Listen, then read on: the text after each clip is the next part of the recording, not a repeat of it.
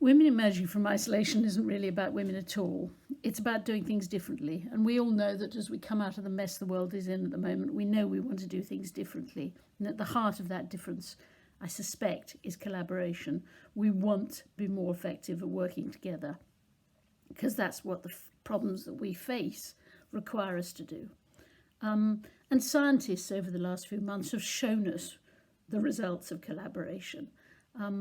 Medics have shown us what can happen if you work more effectively together. Families have shown us, neighbours have shown us, and it seems to me that leaders in the future have to be infinitely better at collaboration. But this isn't going to happen easily. This is quite a big shift in behaviours of leaders right across the world. I believe this shift, at the heart of this shift, will be women. They'll play a crucial part of it. They'll be at the heart of it. In fact, they may even be the leaders of it. Why? Because the opposite, to some extent, of collaboration is isolation. And women know an enormous amount about isolation. Women have succeeded despite the forces of isolation in societies and in cultures and in systems all over the world for centuries. And they still, not that much has changed. In some parts of the world, things have got significantly better, but they're not better. Women have not yet emerged out of isolation. All we've done is produced an extraordinarily elegant and sophisticated impression that things are significantly different, and I would suggest that they're not really. The last few months of women emerging from isolation, doing film after film with women talking about isolation, and particularly the systems that isolate women. Water isolates women, cities isolate women, philanthropy isolates women, how we innovate isolates women, how we bank isolate women. Women are isolated in their families, in their faiths, by their societies, by feminism itself isolates women. And it's really for this reason that I started Women Emerging from Isolation some months ago, to try and get a significant number of women all over the world, because there are quite a lot of initiatives that claim to be global for women, but they're largely Westerners, and it seems to me really important that Women Emerging from Isolation should be genuinely global, reaching out to women all over the world and resonating with all of them, across different geographies, across different generations, crucially, different sectors, different specialisms, different backgrounds, different beliefs. Reach out to women who have succeeded because they've fought, or succeeded because they've flattered, or succeeded because of flight. They've walked away and succeeded in their own little bubble somewhere else. Doesn't matter. All kinds of women, to engage all kinds of women in Women Emerging from Isolation.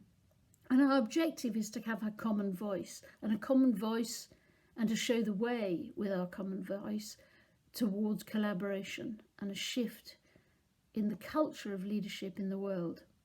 I've got absolutely zero interest in redistribution of power. That's not what the objective of Women Emerging from Isolation is. The objective is to create power, the power of collaboration and the power of the collaboration done by women. It's taken us a while to figure out how we can add value, Women Emerging from Isolation, in a world full of women's networks and women's initiatives that are fabulous. And I think where we want to add value is around this issue of collaboration. And of course, that means starting with ourselves. Women, well, there's this illusion, isn't there, that women don't work well together. So how could women be talking about collaboration when most societies imply deliberately or quietly that women are they don't work well together. They're they're cats, or they're whatever they are. Women don't work well together. It seems to me that is a total illusion. there is no greater joy than working with a group of women. It is a complete delight, and I see no evidence that this sort of myth is a reality. However, it does seem to me that we could work even more effectively together. And I think that women, sometimes we look at women in other cultures and inside our heads we're saying, would we make that compromise? Would we do it that way?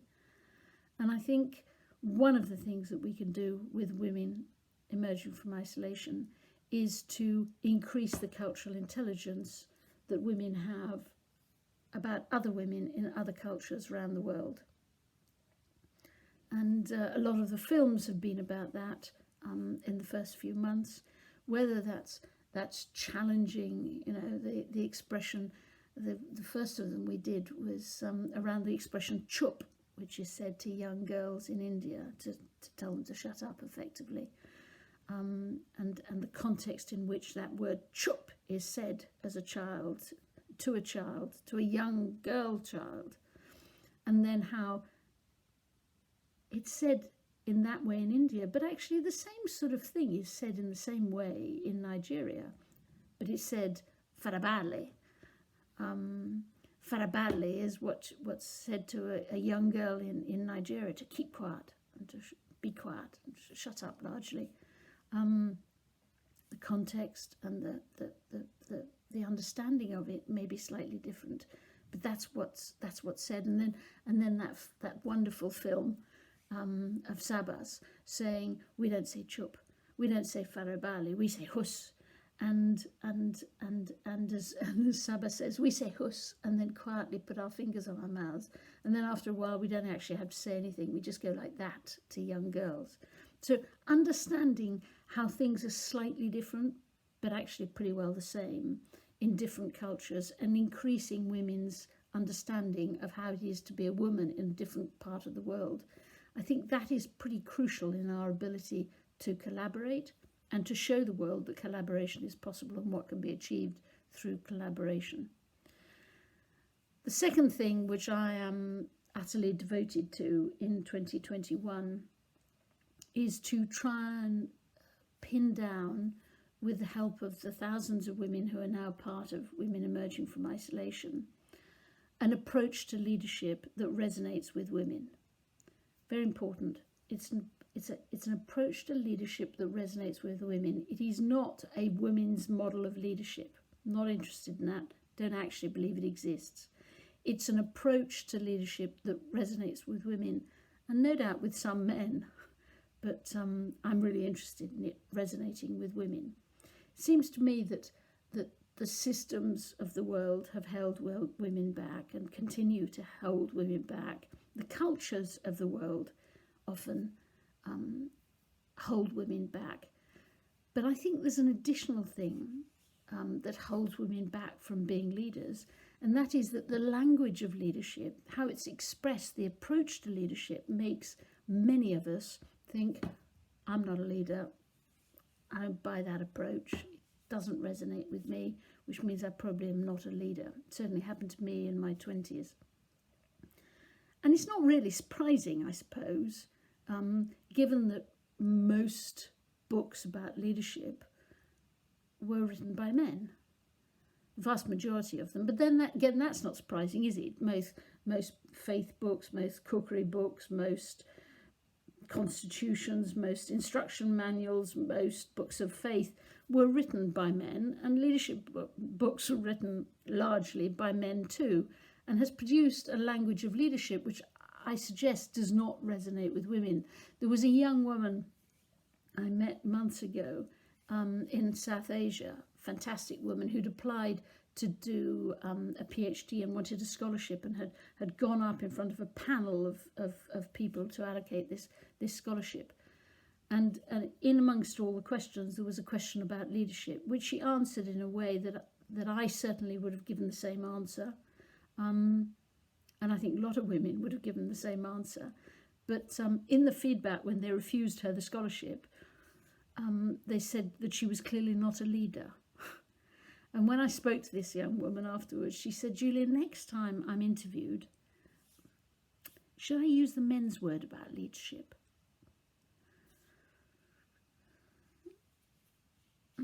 That doesn't quite feel right. It seems to me that we need to produce an approach to leadership